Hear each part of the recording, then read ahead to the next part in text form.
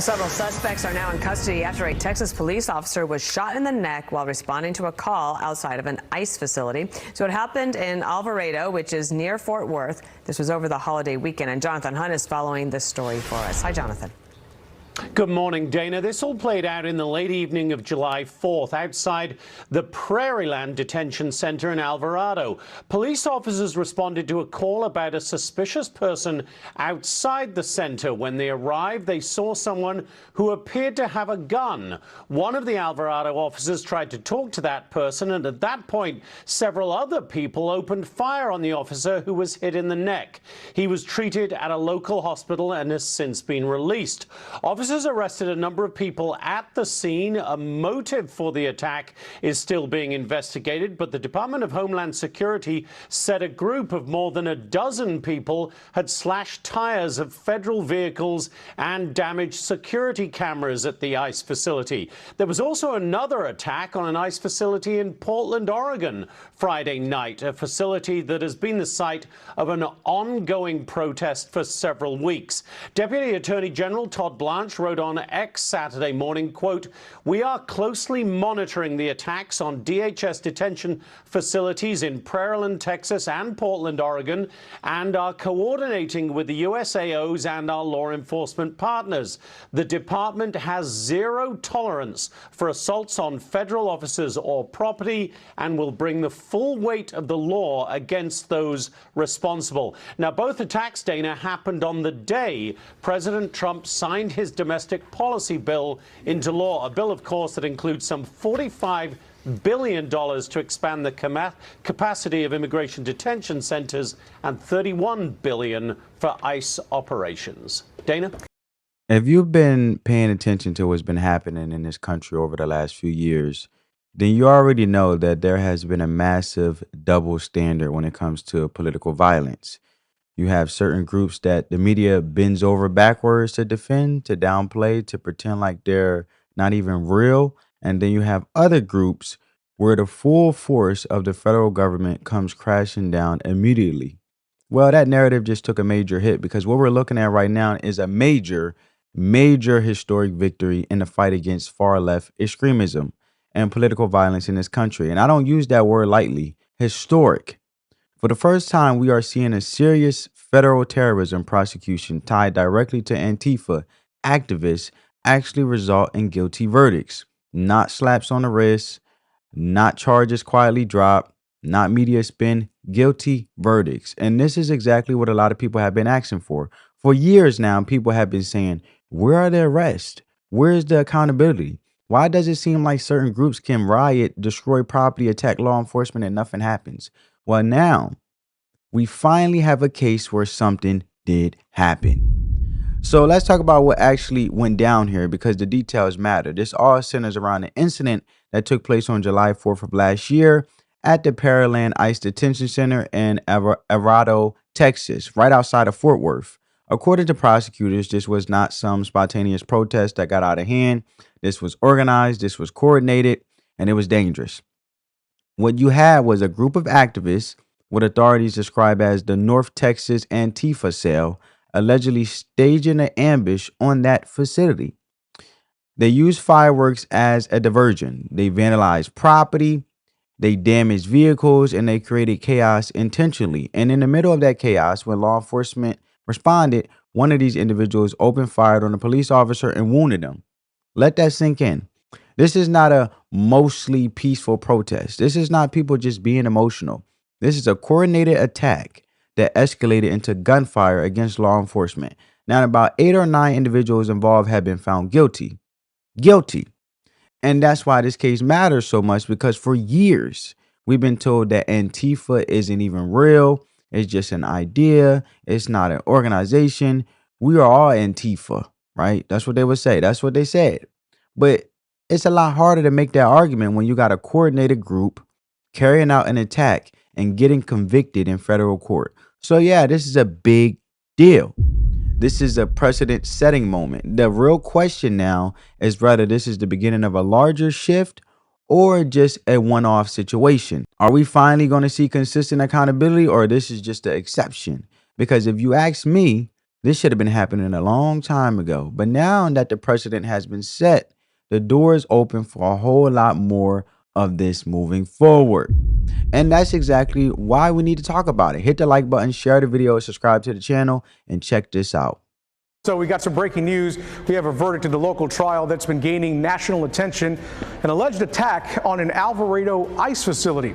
Welcome in at 5 o'clock, everyone. That is where we begin tonight at 5. Dozens of verdicts coming down this afternoon for 9 people charged after a shooting outside the Prairieland Immigration Detention Center last summer.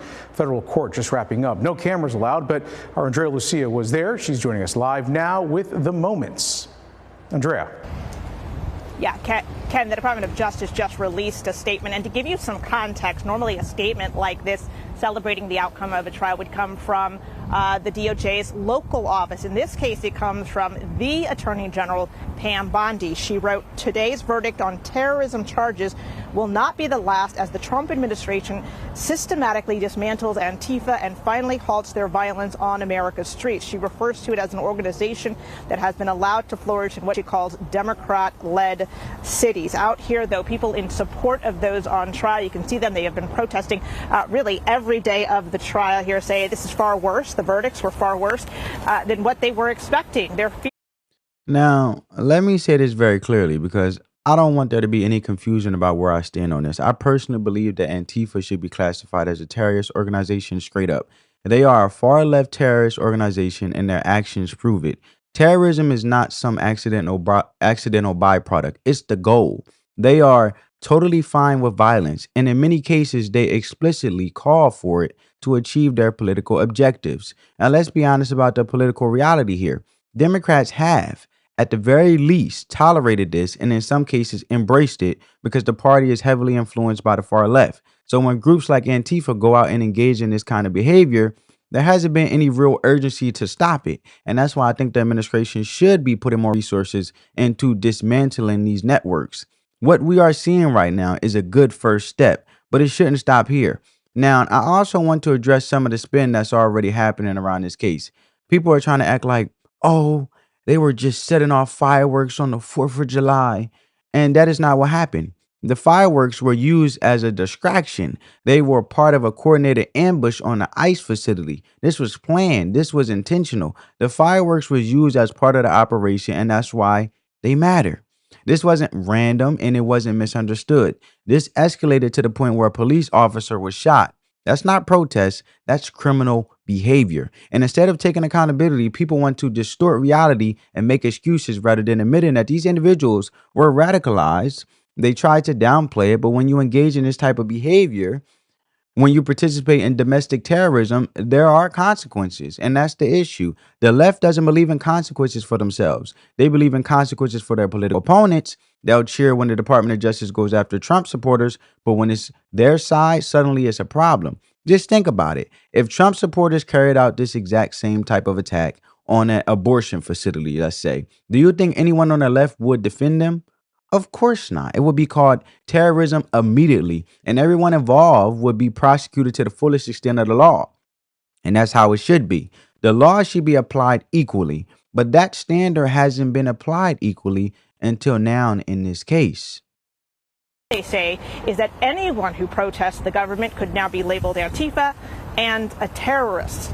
8 people in all were convicted of this terrorism charge, specifically a charge of providing material support to terrorists. The terrorist in this case being Antifa, which some witnesses described as not being any kind of official organization, but really a blanket term for groups on the left that oppose what they feel is government overreach. This was the first time the DOJ has brought a case of domestic terrorism involving Antifa.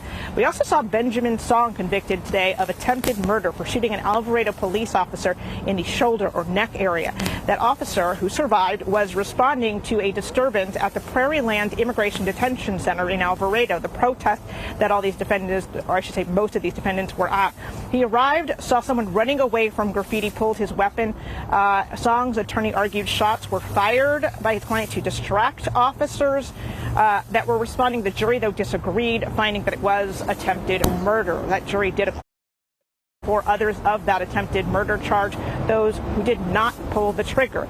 The other significant charge that we saw were convictions for use of an explosive. The explosive. Now, let's go a little deeper into why this case is so important from a broader legal and constitutional standpoint, because this isn't just about one incident. This is about setting a precedent. When we talk about domestic terrorism, we're talking about acts of violence intended to intimidate or coerce a civilian population or influence government policy. And that's exactly what we're seeing here. A coordinated attack on a federal immigration facility using tactics designed to create chaos and target law enforcement. That fits the definition. And under the Constitution, one of the primary responsibilities of the federal government is to ensure domestic tranquility. That means maintaining law and order, and that means protecting citizens and law enforcement from politically motivated violence. And you cannot have a functioning society where certain groups are allowed to carry out attacks because their ideology is politically convenient. And this is also where Supreme Court precedent comes into play, because while cases like District of Columbia v. Heller, right, NYSRPA v. Bruin focuses on the Second Amendment rights, and you can look those cases up. They also reinforce a broader principle. Constitutional rights exist within a framework of law and order, and you don't get to claim political justification for violence, and that's not how this works. Now, to be fair, supporters of Antifa will argue that it's not a centralized organization. They'll say it's just a loose collection of individuals. But that argument falls apart when you look at cases like this. You have coordination, you have planning, you have shared tactics and ideology, you have identifiable groups operating together. At some point, you can't keep pretending this is just random. And the political implications here are huge. If the Department of Justice continues down this path, we can start to see more cases like this, more investigations, more charges, and potentially a broader recognition, I should say, that far left extremism is a real issue that needs to be addressed here. Talking about here is fireworks, the same kind that you can buy at a store. We spoke to the wife of Autumn Hill, one of the defendants, about that. Federal prosecutors in this case told a panel of Northern District of Texas residents with a straight face that lighting off fireworks on the 4th of July was terrorism, was a riot. I cannot think of anything more un-American than that. And I think, to be honest, it's a spit into America's face, let alone the freedoms. But these people have gone so ignorant. And like I said, this far left extremism has basically felt as though these individuals, just because you have freedoms, they act like responsibility don't come with it. And if you don't basically abide yourself or be a lawful citizen that actually follows the law, because you want to be ignorant and follow ideology instead of law enforcement and actually abiding by the law, then your ignorance will lead you to do acts like this. And it's a spit in America's face, because the simple fact is you're showing as a unlawful citizen and an unlawful civilian being so spoiled in this beautiful country, United States of America, with all of its freedoms, that responsibility don't come with it. And that's a missed message. Responsibility comes with freedoms, right? When much is given, much is required. And I'm not trying to get churchy, but I'm a Christian. I believe in a higher power. I believe in God. And when you are given freedoms, there are responsibility that comes with it. When I'm growing up and I went to a private high school, I understood when I stepped outside of that institution, I still represented that institution, even if I wasn't at school, because I knew my actions outside of school still shown the reputation of my school. And it will draw back to the school if I made a bad decision. And it would be like, these are the type of students you basically gather up. And it will be a misrepresentation to the not to the ideology. It will be a misrepresentation to the principles, to the core values of the institution, such as my high school, my private high school I attended. So I understood that. So the way I acted in school and the way I acted out of school, I was a representation of my school. That's why we have alumni, right? In high school. That's why we have alumni in colleges, right? Because it's shown when you graduate that you represent the successes, let alone the core values of that institution. But you have the freedoms that come with it. You got in exchange, you got an education, while in exchange you represented the institution to its highest, fullest extent, to its core values that you have applied yourself to, let alone signed up for when you joined that private high school or that private school or that college, whatever the case may be. So how is it un-American? If anything, your ignorance has led to this ideology with far left extremism to do un-American things. Let me know what you guys think about that down in the comments below. But this individual is supposedly the spouse of Autumn Hill over here in this mugshot. So this is the spouse here, Autumn Hill, and this is supposedly be the spouse, aka wife here, that's saying, "Oh, this is un-American," right? But anyway, I want to continue. I just want to let that play out, and then I'll close. And I want to get you guys' thoughts seriously in the comments below, because as always, we're just having a conversation. And I cannot think of anything more inhumane than the horrors that ICE is inflicting through its state terror on our communities. Yet we do not yet know what sentences these defendants will receive. And we're already hearing about plans for an appeal. In addition to that, these defendants also face charges in connection to this in Johnson County. Reporting live in Fort Worth. And in my opinion, the consequences for this type of behavior needs to be severe. I'm talking 30 to 50 years, maybe even life, because when you are engaged in a coordinated attack that involves violence against law enforcement, that is not something you treat lightly. You have to send a message that this will not be tolerated. Because to be honest, he's talking about how un-American the consequences is for their ignorant actions, let alone coordinated actions. But my thing is, I think it's not only un-American, but treasonous of that act to sit there and have coordinated attack against ICE and law enforcement agents from federal to local when it comes to basically protecting American citizens and American taxpayers and legal immigrants who came over here the right way and pay into the system as well when it comes to taxes. Far too long, these groups have gotten away with it, hiding behind that idea that Antifa is just an idea while engaging in very real organized acts of violence. But let's be honest, they have structure, they have coordination, they have symbols, they have networks. They check every box of what you would consider an organized extremism group. And yet, the liberal media has spent years pretending like this doesn't exist. Ask yourself, why isn't this the story everywhere?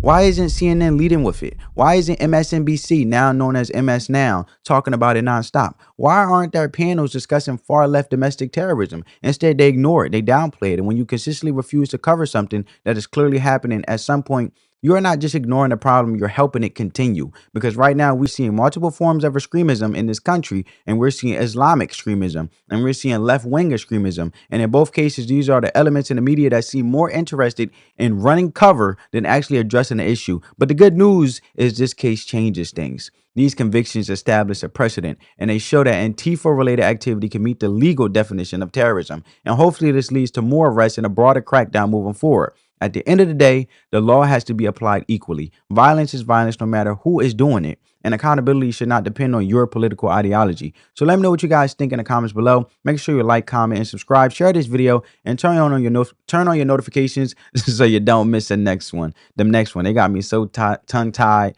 and so pissed off, man, because I'm passionate about this stuff.